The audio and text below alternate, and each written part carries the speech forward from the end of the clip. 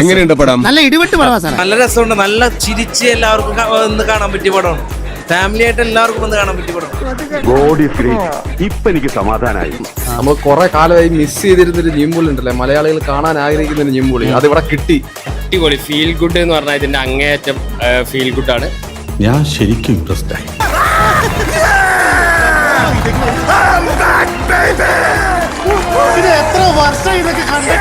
നിവിൻ പോളി, അജു വർഗീസ് അതൊക്കെ ഭയങ്കരമായിട്ട് കണക്ട് ആയിട്ടുണ്ട്.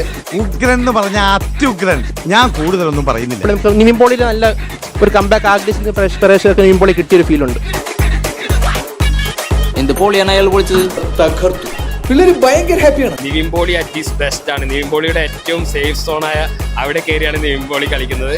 സത്യം പറഞ്ഞ ചേട്ടായി, ഇങ്ങനൊരു ദിവസം ചേട്ടായി ആഗ്രഹിച്ചിരുന്നില്ലേ? അവരുടെ കോംബോ, അജു വർഗീസും നിവിൻ പോളിയായിട്ടുള്ള കോംബോയും ഒക്കെ നന്നായിട്ട് പോയിട്ടുണ്ട്. നമ്മുടെ വരവേതായാലും ഗംഭീരമായി. നിങ്ങൾ ഒരു ഭയങ്കര കോംബോ എന്നാണ് അവർ പറയുന്നത്. എനിക്കത് കേട്ടാൻ പറ്റും. അത് നമ്മൾക്കൊരിക്കലും ഒരു ദിവസം കൊണ്ട് ഉണ്ടാക്കാൻ പറ്റുന്ന ഒരു കാര്യമല്ല. നമ്മൾ അന്ന് ചെയ്ത സിനിമകൾ അത് അവർക്ക് ഇഷ്ടപ്പെട്ട് കഴിയുമ്പോൾ അവർ തരുന്നൊരു ഒരു പേർക്സ് ആണ് അല്ലെ.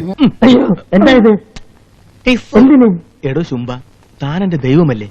നല്ല കോമ്പോസാണ്, നല്ല ചിരികളാണ്, നല്ലൊരു സുഖം. ഈ റിവ്യൂവിൽ ചിലപ്പോൾ നിങ്ങൾ ഒത്തിരി വട്ടം സുഖം എന്നുള്ള വാക്ക് കേൾക്കും. കിട്ടി, ഞാൻ ആഗ്രഹിച്ചത് തന്നെ കിട്ടി.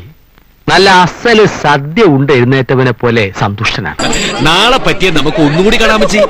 ഒന്നല്ലടാ, 9 പ്രാവശ്യം കാണണം. ഹ്യൂമർ എന്നൊക്കെ പറഞ്ഞാൽ അത്രയും നാച്ചുറൽ ആയിട്ടൊക്കെ ചെയ്യാന്ന് പറഞ്ഞാൽ it's a very difficult thing to pull off. എന്നെ ഏൽപ്പിച്ച കാര്യം ഞാൻ ഭംഗിയായി നിർവഹിച്ചിട്ടുണ്ട്. ആൻഡ് ഞാൻ ഭയങ്കരമായിട്ട് ചിരിച്ച് മറിയുക എന്നല്ല, ബട്ട് ഇടയ്ക്കിടയ്ക്ക് നല്ല രീതിയിൽ ചിരികൾ സമ്മാനിക്കുന്ന നല്ല രസമായിട്ട് പോകുന്ന ഒരു സ്ക്രീൻ പ്ലേ ഉള്ള ഒരു നല്ല ഒരു പടം. അവിടെ തെറ്റു പറയാൻ പറ്റില്ല. ഒളിച്ചു മോനെ ബാബു കലക്കി. അതിന് എല്ലാത്തിനും എന്റെ ഒരു മേൽനോട്ടുണ്ടായിരുന്നു. അതുകൊണ്ട് കാര്യങ്ങളൊക്കെ ഭംഗിയായി.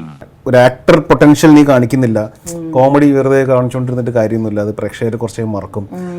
അപ്പൊ നമ്മൾ എന്ത് ചെയ്തിരിക്കും, ഓക്കെ ഇനിയിപ്പം ശരിയാണോ അവർ പറഞ്ഞത് ശരിയാണോ, എന്നാൽ പിന്നെ കുറച്ച് മാറി നമുക്ക് വേറെ രീതിയിൽ ചെയ്തു നോക്കാം. അതെല്ലാം ചെയ്ത് കുറച്ച് കഴിഞ്ഞപ്പോഴേക്ക് ഇവരൊന്നും എടാ നിന്റെ ഒരു കോമഡി പടം കാണാൻ ആഗ്രഹിക്കുന്നതാ, എടാ നീ അല്ലടാ പറഞ്ഞത്. എടോ, ഇത് ഒരു മനുഷ്യജീവിയാണ്. പണമില്ലായിരിക്കാം, പഠിപ്പില്ലായിരിക്കാം, എന്നാലും ഞങ്ങൾക്ക് ഈ കൊച്ചിനെ അങ്ങ് ഇഷ്ടമായി. മൂപ്പരൊന്ന് ഒരു തിരിച്ചുവരവ് നടത്തണം. ഇത് വലിയ വലിയ മാസ് മസാല സാധനങ്ങളൊന്നും ചെയ്യുന്നു വേണ്ട. ഇപ്പൊ മനസ്സിലായോ ഞാൻ ഒരടി പുറകോട്ട് വെച്ചത് 3 അടി മുന്നോട്ട് ചാടാനായിരുന്നു. നമുക്ക് ഇഷ്ടപ്പെടുന്ന ഒരു സാധനം ഉണ്ടല്ലോ, നമുക്ക് ഒരു അപ്പുറത്തെ വീട്ടിലെ പയ്യൻ എന്ന് പറയുന്ന രീതിയിൽ ഉള്ള മലയാളികൾക്ക് ഇഷ്ടമുള്ള ആ ഒരു നിവിനെ നമുക്ക് പിന്നെ കാണാൻ പറ്റുന്നൊരു പടം. ഈ അനുരാഗ കുരുക്ഷേത്ര യുദ്ധത്തിൽ ചാൾസ് എന്ന അർജുനൻ ഈ ശ്രേഷ്ഠനുണ്ടെങ്കിൽ വിജയിച്ചിരിക്കും. മലയാളികളെല്ലാവരും നിനക്കൊരു ഭയങ്കര സ്പെഷ്യൽ ആയിട്ടുള്ള ഒരു പ്ലേസ് അവരുടെ ഹൃദയത്തിൽ തന്നിട്ടുണ്ട്. അപ്പോൾ അത് നീ മനസ്സിലാക്കണം.